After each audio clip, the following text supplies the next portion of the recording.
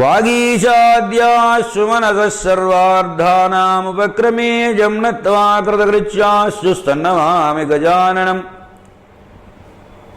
అచింత్యావ్యక్తరూపాయ నిర్గుణాయ గుణాత్మనే కాలకాలాయ రుద్రాయ నీలగ్రీవాయ మంగళం.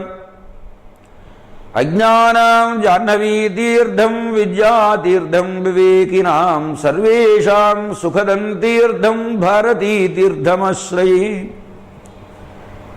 ఆచరేత్ కార్తికే మాసి నారీ వా పురుషోపి వా పాపక్షయార్థం రాజేంద్ర కార్తికేయత్ర భాజనం యద్యదాచరతి రాజేంద్ర ఫలమక్షయ్యమశ్నుతే. కార్తీక మాసంలో వశిష్ఠ మహర్షి జనక మహారాజునకు తరువాతి ధర్మవలని గురించి వివరించుతున్నారు. స్త్రీలు కానివు పురుషులు కానివు ఎవరైనా పాపం పోవడం కోసం ఎవరైతే కార్తీక మాసంలో కొద్దిపాటి పుణ్యాన్ని ఆచరిస్తారో ఆ పుణ్యము అత్యంత అధికతరమవుతుందయ్యా మహారాజా అని ఆ కార్తీక మాసంలో ఆచరించవలసిన కొన్ని ధర్మ విశేషాలను ఈ అధ్యాయంలో వివరిస్తున్నారు. యః కార్తికే ఘరేరగ్రే గీతాపాఠం కరిష్యతి స సర్వపాప నిర్ముక్త జీర్ణత్వచమివోరగ. ఎవరైతే కార్తీక మాసంలో నారాయణుని సన్నిధానంలో గీతాపఠనం చేస్తారో, భగవద్గీత కించిత్ అధీత అంటారు శంకర భగవత్పాదుల వారు. కనుక గీతా పారాయణం చేయడం అనేటువంటిది ఎవరైతే చేస్తారో అట్టివారు ఒక పాము తన కూశాన్ని విడిచినట్టుగా సమస్తములైన పాప బంధముల నుండి కూడా విముక్తులవుతారు. కార్తికే తులసీపత్రై కరవీరై సుతాసితై అలంకరోతి సద్భక్త్యా విష్ణుమాద్యం జగద్గురుం స విష్ణోర్మందిరం ప్రాప్య విష్ణునా సహ మోదతే. ఎవరైతే కార్తీక మాసంలో తులసి దళాలతో తెలుపు నలుపు రంగులలో ఉండేటువంటి కరవీరం అంటే గన్నేరు పువ్వులతో అవిసె పువ్వులతో ఎవరైతే అర్చనం చేస్తారో అటువంటి వాళ్ళు వైకుంఠ లోకానికి చేరుకుంటారు. మళ్ళీ తిరిగి భూలోకంలో జన్మను పొందవలసినటువంటి అవసరం లేదు. విభూతిం విశ్వరూపం చ కార్తికే కేశవాగ్రతః యో జపేద్భక్తి యోగేన స వైకుంఠేశ్వరో భవేత్తు. అలాగనే కార్తీక మాసంలో భగవద్గీత పూర్తిగా అధ్యాయములన్నీ అంటే 18 అధ్యాయములు 700 శ్లోకాలు కలిగినటువంటిది. అంతా చేయడానికి అవకాశం ఉండకపోవచ్చు. అందుకని భగవద్గీతలోని 2 ప్రధానములైన అధ్యాయాలు విభూతి యోగము, విశ్వరూప సందర్శన యోగం అనేటువంటి 2 అధ్యాయములనైనా ఎవరైతే పారాయణం చేస్తారో భక్తిపూర్వకంగా అటువంటి వారు వైకుంఠ లోకానికి ఆధిపత్యాన్ని వహిస్తారంటే విష్ణుత్వాన్ని పొందుతారు అని. ముక్తి 4 రకాలుగా చెప్పారు శాస్త్రంలో. సామీప్య, సాలోక్య, సారూప్య, సాయుధ్యములనబడేటువంటి ముక్తులు. సామీప్యం అంటే భగవంతునికి సమీపంలో ఉండడం. సారూప్యం అంటే భగవంతుని రూపము వంటి రూపము కలిగి ఉండడం. సాలోక్యం అంటే భగవంతుడు లోకంలో ఉంటే ఆ లోకంలో ఉండడం. సాయుధ్యం అంటే విష్ణువే తాను కావడం, విష్ణువులో తాను లయమైపోవడం. ఇక్కడ వైకుంఠేశ్వరుడు అంటే స్వామి శ్రీమన్నారాయణుడు సాక్షాత్తు విష్ణుత్వమునే పొందుతారు, విష్ణువులో లయమవుతారనే సాయుధ్య రూపమైన ముక్తిని చెప్పినట్లయింది. పాదము వా శ్లోకమేకము వా పురాణము కార్తికే ఘరేఘే అగ్రతః కురుతే రాజన్ స ముక్త సర్వకర్మభిగి. కార్తీక మాస పురాణ శ్రవణం అనేటువంటిది చాలా ముఖ్యమైనటువంటిది సుమా అని చెబుతూ కార్తీక మాస పురాణంలో ఒక శ్లోకమైన, ఒక శ్లోకంలో 4వ వంతు భాగం ఒక పాదమైన స్వామి సన్నిధానంలో గనక చేసినట్లయితే అతడు తాను ఆచరించిన కర్మల ఫలాలన్నింటినీ కూడా పోగొట్టుకోగలుగుతారు. అలాగనే వనసమారాధనం అనేటువంటిది ఒకటి సంప్రదాయం ఉన్నది మనకు, అందరూ ఆచరించేటువంటిది. అది శాస్త్రబద్ధమైనదే కానీ శాస్త్ర విరుద్ధమైన విషయం కాదు. వనసమారాధనం ఈశ్వర ప్రీతి కోసం ఈశ్వర భక్తులతో కలిసి చేసేటువంటిది కనుక ఇది ధర్మబద్ధమైనటువంటిది. ఎందుకు చెప్పామంటే కార్తీక మాస నియమాలలో కార్తీక వ్రతం ఆచరించేటువంటి వాళ్ళు భోజనాలు నిషేధించారు. సంఘభోజనం అంటే ఏదో హోటల్లో భోజనం చేయడం, అలాగే ఎక్కడ పెడితే అక్కడ పెళ్లిళ్లలో పేరెంటాలకు వెళ్ళి అక్కడ భోజనాలు చేయడం నిషేధం అని. కానీ వనసమారాధనలో భోజనం చేయడం సంఘ భోజనం కిందకి రాదు, దానివలన దోషం కూడా లేదు. దానికి సంబంధించిన వివరాలు చెబుతున్నారు ఇక్కడ. యః కార్తికే సితే పక్షే వన భోజనమాచరేత్ సయాది వైష్ణవం ధామ సర్వపాపై ప్రముచ్యతి. కార్తీక మాసంలో శుక్లపక్షంలో వనభోజనం వనసమారాధనం అనేటువంటిది ఎవరైతే చేస్తారో అటువంటి వారు వైకుంఠ లోకానికి చేరుకుంటారు. సమస్త పాప బంధముల నుండి విముక్తులవుతారు. జపహోమ అర్చనే కాళీ భజనే భోజనే పితృతర్పణే చండాలపతిదానం చ శూద్ర సూతక భాషణం శ్రుత్వా సమాచరే ధీమాన్ కార్తికే వనభోజనం. మనం జపం చేసుకునే సమయంలో, హోమం చేసుకునేటువంటి సమయంలో, అర్చన చేసుకునేటువంటి సమయంలో, అలాగే భోజనం చేసేటువంటి సమయంలో, పితృదేవతలకు తర్పణం వదిలేటువంటి సమయంలో చండాలురు, పతితులు, శూద్రులు, సూతకులు వీరితో మాట్లాడకూడదు, వారి మాటలను వినకూడదు. ఇక్కడ చండాలులంటే జాతి చేత చండాలు, పతితులంటే తాము ఆచరించవలసినటువంటి కర్మలను ఆచరించక వదిలేసినటువంటి వారు, శూద్ర అంటే జాతి చేత శూద్రులైనటువంటి వారు, సూతకులంటే పురుడు మహిళ జాతాశౌచం మృతాశౌచములు వచ్చినటువంటి వారు. ఈ నలుగురితో మాట్లాడకూడదు. వాళ్ళు మాట్లాడుతుంటే ఆ మాటలను చెవులతో వినకూడదు. ఏ సమయంలో? జప సమయంలో, హోమ సమయంలో, అర్చన సమయంలో, భోజన సమయంలో, పితృదేవతలకు తర్పణం చేసేటువంటి సమయంలో. అలా వింటే దానివల్ల దోషం ఏర్పడుతుంది. ఆ దోషం పోవడానికి కార్తీక మాసంలో వనసమారాధనం గనక చేసినట్లయితే ఆ దోషమంతా కూడా పోతుంది సుమా. నానాద్రుమలతాకీర్ణేవ నీచ అమలకాగ్రత సమభ్యర్చ్య విధానేన సాలగ్రామ నివాసినము దామోదరము జగద్వనుజము గంధ పుష్పాక్షతాదిభి. అయితే కార్తీక సమారాధనం అనే పేరుతోటి ఇవాళ కులాలు అంటే ఏ కులానికి ఆ కులం చేసుకునే తప్పు లేదు, కానీ చేయవలసిన విధానం అంటూ ఒకటి ఉన్నది. అలాగే ఆ మధ్య ఒక సమారాధన జరిగింది. ఒక ఊరు నుంచి వలస వచ్చినటువంటి ఈ ఊళ్ళో ఉన్న వాళ్ళందరూ కలిసి ఒకచోట సమారాధన చేసుకున్నారు. అది కూడా తప్పు కాదు. కానీ ఇందులో విందులని, వినోదాలని, ఆటలని, పాటలని, ముగ్గుల పోటీలని ఇలాంటివి అవసరం లేదు. ఎలా చెయ్యాలో దానిని వివరంగా చెబుతున్నారు ఇక్కడ. ఎవరైతే బాగా విస్తారమైనటువంటి చెట్లతో, పూలతీగలతో కూడినటువంటి, ముఖ్యంగా ఆమలక వృక్షం, ఉసిరి చెట్టు ఉన్నటువంటి చోట సాలగ్రామ స్వరూపి అయినటువంటి వారిని తులసి చెట్టు పెట్టి ఆ మొదట్లో సకల జగత్తులకు వంద్యమానుడైన నమస్కరింపదగినటువంటి దామోదరుణ్ణి, అందుకే కార్తీక దామోదర అంటారు. ఈ మాసంలో కార్తీక మాసమునకు దామోదర మాసము అని పేరు. కనుక కార్తీక మాసానికి అధిపతి అయిన వాడు దామోదరుడు కాబట్టి కార్తీక దామోదర స్వామిని నమః అని అర్చనారాధనాదులన్నీ ఆ పేరుతో చేస్తారు. సాలగ్రామ స్వరూపి అయినటువంటి ఆ దామోదరునకు గంధము, పుష్పములు, అక్షతలు, ఇంకా ధూపదీప నైవేద్యాదులు అన్నింటి శక్తి మేరకు సమర్పణం చేసి తమ తమ శక్తి మేరకు బ్రాహ్మణోత్తములకు భోజనాన్ని పెట్టాలి. వారి తర్వాత తాము భోజనం చెయ్యాలి. ఇది సంప్రదాయంలో మన వాళ్ళు చేసేటువంటిది. లేదు ఒక చెట్టు కింద వారు, ఒక చెట్టు కింద వీరు, వంటలు ఒకటైనా వడ్డనలు వేరుగా చేసుకోవాలి. ఎందుకనంటే ఎవరి ఆచార వ్యవహారాల్ని ఏ ఒక్కరు చెడగొట్టేటువంటి హక్కు అది పుణ్యం పేరుతో అసలు చెడగొట్టకూడదు. మామూలుగా కలుస్తున్నారా, తింటున్నారా, తింటలేదా అనే విషయాలు వేరు. కానీ ఆసనే, శయనే, భోజనే అని నిషేధం 3 చోట్ల చెప్పారు.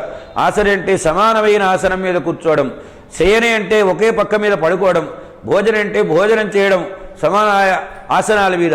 ఇవి అన్నీ కూడా పనికి రావు. అవి వర్ణములను బట్టి నిర్ణయం చేయబడినటువంటి ధర్మాలు. ఆ వర్ణ ధర్మాలను ఆశ్రయించుకొనే ఇది పుణ్యకర్మ కనుక, దైవ ప్రీతిని కలిగించేది కనుక, దైవానుగ్రహాన్ని మనం కోరుకుంటాం కనుక ఆ నియమాలను పాటిస్తూ చేయవలసినటువంటి పుణ్యకార్యాన్ని యథావిధిగా చేయవాలి. ఎవరైతే ఈ కార్తీక మాసంలో వనసమారాధన చేస్తారో, ఆ కాలమునకు సంబంధించినటువంటి ద్రవ్యములను వినియోగిస్తూ చేస్తారో అట్టివారు సమస్త పాపబంధముల నుండి విముక్తులవుతారు. కనుక తప్పనిసరిగా సర్వ ప్రయత్నపూర్వకంగా వనసమారాధన చేయాలి. అంటే వెనకటి రోజుల్లో ఇవాటిలాగా రూపాయలు పోగు చేయడం, చందాలు వసూలు చేయడం, ఈ రూపాయలు ఇచ్చిన వాళ్ళకి భోజనం ఇట్లా ఉండేవి కాదు. వనసమారాధనలు ఊళ్ళో అందరూ కలిసి తలా బియ్యం ఇస్తామనే వాళ్ళు ఒకళ్ళు, పప్పు ఇస్తామనే వాళ్ళు ఒకళ్ళు, ఇచ్చిన వాళ్ళు వేరే, భోజనం చేసేవాళ్ళు వేరే. నువ్వు ఇవ్వలేదు కాబట్టి నీకు భోజనం లేదనే హక్కు ఎవరికీ లేదు. అన్ని వర్ణముల వారు ఆ వనసమారాధనలో పాల్గొని భోజనం చేయాలి. వెనకటి రోజుల్లో పల్లెటూళ్ళలో బాబాయి, తాతయ్య, మామయ్య ఇలా వరుసలు పెట్టి పిలుచుకునేవాళ్ళు. ప్రేమలుండేవి, ఆప్యాయతలుండేవి. ఒకవేళ ఏదైనా వ్యతిరేక భావం ఉన్నా ఈ వనసమారాధనం వంటి వాటికి పిలిస్తే రామని అనకూడదు, పుణ్యకార్యం కదా, దానిలో ఎక్కడ పాపం చుట్టుకుంటుందోనని అప్పుడు వచ్చి ఆనాటి నుండి మళ్ళీ ఆ తగువులన్నింటినీ మరిచిపోయి, వెనుకటి మాటలన్నీ మరిచిపోయి మళ్ళీ సఖ్యబంధాన్ని ఏర్పరచుకునే ఓ మంచి అవకాశానికి ఉపయోగించుకునేందుకు ఉపయోగపడేది ఈ కార్తీక మాస సమారాధనం అనేటువంటిది. ప్రేమలు, ఆప్యాయతలను వృద్ధి చేసేటువంటిది, సమాజంలో అందరినీ ఒకచోటికి చేర్చేటువంటిది ఈ వనసమారాధన. ఏ ప్రయత్నమైనా చేసి వనసమారాధనం అనేది ఆచరించాలి. భక్తిపూర్వకంగా పురాణ శ్రవణం చెయ్యాలి, మహాత్మ్యాన్ని వినాలి. ఇది విన్నందువలన అధికతరమైనటువంటి మహాపుణ్యం కలుగుతుంది. వెనక ఒకప్పుడు ఒక బ్రాహ్మణ కుమారుడు ఉన్నాడు. ఆయన ఒక దుష్టమైనటువంటి ఎలుక జన్మను పొందాడు. కార్తీక పురాణాన్ని వినడం వలన ఆ దుష్ట జన్మ నుండి తాను విముక్తుడైనాడు అని వశిష్ఠ మహర్షి జనక మహారాజు చెప్పారు. అప్పుడు జనక మహారాజు అడుగుతున్నాడు, కో విప్రసూనుగు కింకర్మ కృతవాన్ కేనముచ్యతే తద్బ్రహ్మర్షి సమాజక్షశ్రుతుమిచ్చామి సాంప్రదం. అయ్యా బ్రాహ్మణ కుమారుడు ఎవరు? అతను ఏమి తప్పు చేసి ఎలుక రూపాన్ని పొందాడు? తరువాత ఏ కర్మ చేత అతడు విముక్తిని సాధించాడు? బ్రహ్మర్షి సత్తమా, ఆ విషయాలన్నింటినీ కూడా వివరంగా నాకు చెప్పవలసింది, వినాలనుకుంటున్నాను అని ప్రార్థన చేశాడు. అప్పుడు వశిష్ఠ మహర్షి దానికి సమాధానం చెబుతున్నారు. అంటే కార్తీక మాసంలో పురాణము వినడం వలన వచ్చేటువంటి సత్ఫలం, అటువంటి దాన్ని పొందడానికి ఉపాయం ఏమిటంటే పురాణ శ్రవణం చేయడమే. దానికి చెబుతున్నారు, శృణురాజన్ ప్రవక్ష్యామి కావేర్యా వై తటే శుభే దేవశర్మ ఇది క్షాతక వేద వేదాంగపారగ. మహారాజా చెబుతాను వినవయ్యా. పూర్వము అత్యంత శుభప్రదమైనటువంటి కావేరి నది తీరంలో దేవశర్మ అనే పేరు కలిగిన వేదాంగ విద్యాసంపన్నుడైనటువంటి ఒక బ్రాహ్మణుడు ఉండేవాడు. ఆ బ్రాహ్మణుకు దురాచారుడు దుర్మార్గుడైనటువంటి ఒక కొడుకుంటే ఆ కొడుకు చేస్తున్న దుందుడుకు పనులను చూసి తండ్రి గారు పిలిచిన ఆయన, నీవు తప్పు చేస్తున్నావురా, ఇవి చేయకూడదు. చేసిన తప్పులు పోవడానికి నేను ఒక ఉపాయం చెబుతాను, జాగ్రత్తగా విని దాన్ని ఆచరించు. కురుష్వ కార్తికే మాసి స్నానము కేశవ పూజనం దీపమాలార్పణం తస్య విష్ణోరమిత తేజసఖ. కార్తీక మాసంలో ప్రాతకాలంలో నిర్దిష్టమైనటువంటి సమయంలో స్నానాన్ని ఆచరించు. భగవానుడైన నారాయణమూర్తిని చక్కగా పూజ చెయ్యి. దీపమాల సమర్పణం చేయవయ్యా మహాతేజస్యాలైన శ్రీ మహావిష్ణువును ఉద్దేశించి అని 3 రకాల ఉపాయాలు చెప్పారు. ఒకటి స్నానము, రెండవది అర్చనము, మూడవది దీపమాల సమర్పణం అనేటువంటి అంశాలను. ఈ మాటలు విన్నాడు కుమారుడు. కుతః కార్తీక ధర్మేతి తన్న కార్యం మయా క్వచితు తచ్చుత్వా కోప సామ్రాక్షస్య శాపసుతమనుజస మూషకో భవ దుర్బుద్ధే అరణ్యే ద్రుమకోటరే. అయ్యా పొద్దున్నే స్నానం ఉంటున్నారు, ఈ చల్లో ఎవరు లేస్తారు? మనమందరం అనుకునే మాటలే. ఆనాడు ఆ పిల్లవాడు అన్నాడు, కార్తీక మాసం ధర్మం అంటావు, నేను ఈ చలిలో లేచే స్నానాలు చెయ్యనుగాక చెయ్యను, విష్ణువుకు పూజ చెయ్యను, మీరు చెప్పినటువంటి దీపమాల సమర్పణం అసలే చెయ్యను పొమ్మన్నాడు. అంటే ఎప్పుడైనా తనను దూషించినా కోపం రాకపోవచ్చు, కానీ మహాత్ములైనటువంటి వారికి ధర్మదూషణం చేస్తే చాలా కోపం వస్తుంది. కోపంతో కన్నులు ఎర్రపడ్డాయి. కుమారుడిని కూడా ఆలోచించలేదు. ఒరే దుర్మార్గుడా, దుర్బుద్ధిహీనుటువంటి వాడివి, నీవు ఎలుకవైపోతావురా, అరణ్యంలో సంచారం చేస్తావు పొమ్మని శాపం పెట్టాడు. ఎప్పుడైతే శాపం పెట్టాడో పశ్చాత్తాపడి ఆ కుమారుడు తండ్రి కాళ్ళ మీద పడి, నాకు ఆ ఎలుక రూపము నుండి విముక్తి ఎలా కలుగుతుందో నన్ను అనుగ్రహించి చెప్పు తండ్రి అన్నాడు. అప్పుడు ఆయన చెప్పారు, సజాగ కార్తీకం ధర్మం యదాశ్రోష్యసి పుత్రక ముక్తిస్సా భవితానూనం తస్య పుణ్య ప్రభావతగా. నీవు ఏ క్షణంలో అయితే కార్తీక మాస ధర్మాలను వింటావో అప్పుడు నీకు ఈ రూపం పోతుంది, ఎలుక రూపము అని చెప్పాడు. అంటే ఇక్కడ ఉద్దేశం ఏంటంటే, ఏ కార్తీక మాస ధర్మములనైతే నీవు వ్యతిరేకించి దూషించావో ఆ కార్తీక మాస ధర్మముల యందు శ్రద్ధ కలిగేంత వరకు నీకు ఆ రూపం తప్పదు అనేది ఇక్కడ తాత్పర్యం. పురాణ శ్రవణం చేస్తే నీకు పుణ్యప్రభావం చేత నీవు తిరిగి మళ్ళీ ఈ నిజరూపాన్ని ధరించగలుగుతావని. సరే, ఈయన తండ్రి కొడుకు మాట్లాడుకుంటూనే ఉన్నారు. ఆ పిల్లవాడు కాస్త ఎరుకైనాడు, గజారణ్యంలోకి వెళ్ళాడు. గజారణ్యం అంటే ఏనుగలు తిరిగేటువంటి మహారణ్యం. ఇలా ఉండగా ఒకానొక రోజున విశ్వామిత్ర మహర్షి వారు తన శిష్యులతో పాటుగా స్నానం చేసి వెళదామని ఇక్కడికి వచ్చారు. స్నానాదులన్నీ పూర్తి చేశారు. పొద్దున్నే చెట్టు కింద కూర్చొని పురాణం చెబుతున్నారు, ఆ కార్తీక మాస మహాత్మ్యాన్ని గురించి. అది శిష్యులందరూ కూడా వింటున్నారు.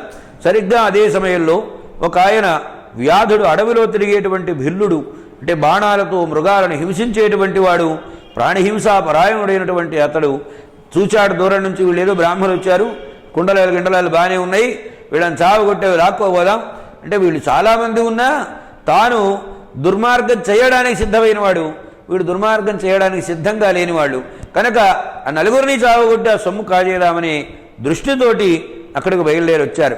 వాళ్ళని చూడగానే అతనికి ఒక దివ్యమైనటువంటి స్ఫురణం కలిగింది.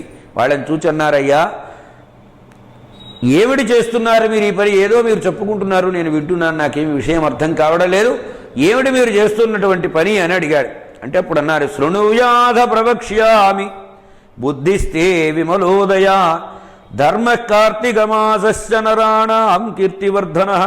అయినా వ్యాధుడా, నీ బుద్ధి చాలా నిర్మలమై ఉన్నదయ్యా. కార్తీక మాస ధర్మాన్ని గురించి వింటున్నాం, చెప్పుకుంటున్నాం కనుక ఈ కార్తీక మాస ధర్మములను ఎవరైతే వింటారో అట్టివారికి మంచి పేరు వస్తుందయ్యా. కార్తీక మాసంలో ఎవరు స్నానం చేసినా దానం చేసినా అట్టివారు సమస్తమైన పాపబంధముల నుండి విముక్తులైన నారాయణ యొక్క దివ్యమైన సన్నిధానాన్ని చేరుకుంటారు. ఒక్క మాటలో చెప్పాలంటే కార్తీక మాసంలో భగవంతుని యందు భక్తిభావం కలిగినటువంటి వారై ఏ కొద్దిపాటి ధర్మాన్ని ఆచరించినా అట్టివాడు జీవన్ముక్తుడే అవుతాడు, సందేహం అక్కర్లేదన్నాడు. సరే, ఈయన చెబుతున్నారు, ఆ వ్యాధులు కూడా ఈ విషయాలను వింటున్నారు. సరిగ్గా అదే సమయంలో ఆ చెట్టు మీద, ఆ చెట్టు త్వరలోనే ఈ ఋషికుమారుడు ఎలుక రూపంలో ఉన్నాడు. ఆ ఎలుక కూడా బయటకు వచ్చి కార్తీక మాస ధర్మాలు వీళ్ళు చెప్పుకుంటున్నటువంటి వాటిని అన్నింటినీ కూడా చక్కగా శ్రవణం చేసింది. చేసి ఇది చూస్తూ ఉండగానే ఆ మూషక రూపం కాస్త పోయి నిజమైనటువంటి బ్రాహ్మణ కుమార రూపాన్ని ధరించింది. ఆశ్చర్యంగా అడిగాడు, నాయనా నువ్వెవర్రా, ఏమిటి ఇంతకుముందు ఎలుకలాగా ఉన్నావు, ఇప్పుడు మనిషి అయిపోయినావు, విచిత్రంగా ఉన్నది అని అడిగితే అప్పుడు చెప్పారయ్యా, నేను కావేరి నది తీరంలో నివాసం చేస్తూ తపస్సు చేసుకునేటువంటి దేవశర్మ అనే పేరు కలిగిన బ్రాహ్మణుణ్ణి, మా నాయనగారు వేదాంగములన్నీ చదివినటువంటి మహానుభావుడు. నేను చేస్తున్నటువంటి అల్లరి పొలను చూచి నా తండ్రి నన్ను శాసనం చేశాడు. కార్తీక మాస ధర్మములు చేయమన్నారు, నారాయణకు పూజ చేయమన్నారు, దీపమాల సమర్పణం చేయమన్నారు, స్వామి ప్రీతి కోసం ప్రాతకాలంలో స్నానం చేయమన్నారు. నేను వాటిని దూషించాను, ఎలుకవు కమ్మని నన్ను శాపం పెట్టారు. ఆనాటి నుండి ఎలుకగా తిరుగుతున్నాను. నా తండ్రిని ప్రార్థన చేస్తే ఏనాడు నీవు కార్తీక మాస ధర్మాలు వింటావో ఆ రోజున నీకు శాపవిముక్తి కలుగుతుంది అని అన్నారు. మీరు చెప్పిన కార్తీక మాస ధర్మాలు నేను విన్నాను, నాకు శాపవిముక్తి కలిగింది మహానుభావ అని రెండు చేతులు జోడించి ఆయన దగ్గర సెలవు తీసుకుని అక్కడి నుంచి మళ్ళీ తండ్రి గారి దగ్గరికి బయలుదేరి వెళ్ళారు. వ్యాధుడిదంతా చూస్తున్నాడు. కళ్ళ ఎదుట కనబడిన ప్రత్యక్షమైన నిదర్శనం, ఈ ధర్మాలు ఆచరిస్తే ఇంత పుణ్యం ఉందా, ధర్మాల గురించి వింటేనే ఇంత పుణ్యం ఉంటే ధర్మాలను ఆచరిస్తే ఇంకెంత పుణ్యం కలుగుతుంది అని మనస్సులో నిర్ణయం చేసుకున్నాడు. ఇంకా చెప్పండి, ఇంకా చెప్పండి అని చెప్పిన విషయాలన్నింటినీ విన్నాడు, మనస్సుకు పట్టించుకున్నాడు. చెప్పినవి గురోరధీతం గురవే నివేదితం అని ఒక న్యాయం ఉంది. గురువుగారు పాఠం చెబుతారు, గురువుగారికి అప్పగించేశాడు, అయిపోయినట్టు కాదు. ఈ చెవులతో వినది ఈ చెవులతో వదిలేస్తే వాడు పుణ్యాత్ముడు ఎలా అవుతాడు, పుణ్యం ఎలా చేస్తాడు? మనస్సులోకి తెచ్చుకొని నిర్ణయం చేసుకొని విశ్వసించి భక్తి శ్రద్ధాభావములతో ఆచరించినప్పుడు దాని ఫలాన్ని పొందుతాడు. తన చేతనైన తన పరిధిలో ఉన్నటువంటి కార్తీక మాసంలో ఆచరించదగిన కొద్దిపాటి ధర్మాలను ఆచరించాడు. దానివలన అతడు పుణ్యమైనటువంటి ఉత్తమ లోకగతులను పొందాడు అని ఈ కథను వశిష్ఠ మహర్షి జనక మహారాజును చెబుతూ, తస్మాత్ సర్వ ప్రయత్నేన కార్తికే ధర్మమాచరిత్ ఇదం సత్యం సత్యం సత్యం విధాత్రా సుశ్రుతం మయా. కనుక మహారాజా, సర్వవిధ ప్రయత్నపూర్వకంగా కార్తీక మాసంలో ధర్మం ఆచరించాలే. ఇది సత్యము, ఇది సత్యము. నా తండ్రి గారు బ్రహ్మదేవుడు నాకు చెప్పాడు, నేను నీకు చెప్పాను. ఏమిటండి ఇక్కడ సత్యం అని ఒకసారి చెబితే సరిపోతుంది కదా, ఇదం సత్యం అని రెండుసార్లు చెప్పారు. ఏమిటన్నారు? ద్విర్బద్ధం సుబద్ధం భవతి, రెండుసార్లు చెబితే అది గట్టిగా చెప్పినట్లు లెక్క. అందువలన తప్పనిసరిగా ఇది సత్యమే మొదటి మాట, రెండవది ఇది అబద్ధం కాదు సత్యం అన్నదానికి రెండవ మాట. ఇలా చెప్పేటప్పటికీ విని, మహారాజా నీవు కూడా పురాణాలు వినడంలో కొంచెం ప్రయత్నం చేసి దాని యందు నిష్ట కలిగినటువంటి వాడివి కా, దానివలన నీవు పుణ్యాన్ని సంపాదించుకుంటావని వశిష్ఠ మహర్షి జనక మహారాజునకు ఈ విశేషాలు వినిపించినట్లుగా సూత మహర్షి శౌనకాది మహర్షులకు చెప్పారు నైమిష మహారణ్యంలో. ఇప్పటికి ఈ అధ్యాయం పూర్తయింది. మరో అధ్యాయం రేపు చెప్పుకుందాం.